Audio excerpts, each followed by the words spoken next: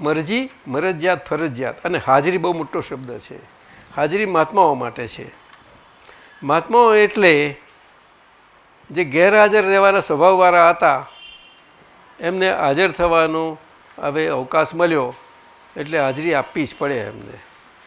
અને અહીંયા આગળ 80% 90% ચાલે છે કોલેજો સ્કૂલોમાં, એવું નહીં, 100% હાજરી જોઈ શકે છે મહાત્માઓને. અને દાદાએ ત્યાં સુધી કહ્યું કે સત્સંગ ચાલે ને તમે ના આવ્યા એટલે ગેરહાજર એવું ના કહેવાય, પણ તમારા દિલમાં ભાવના છે ને એ હાજર જ કહેવાય.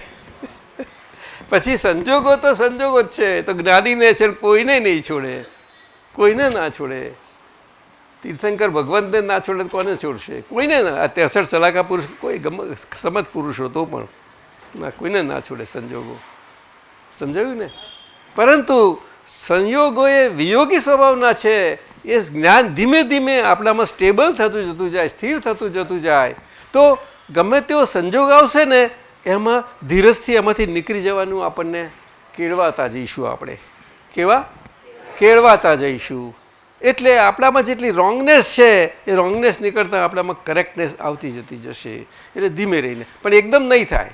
શરૂઆતમાં તો ફટફટ ફૂટી જવાય, આ બધું થાય. હા હા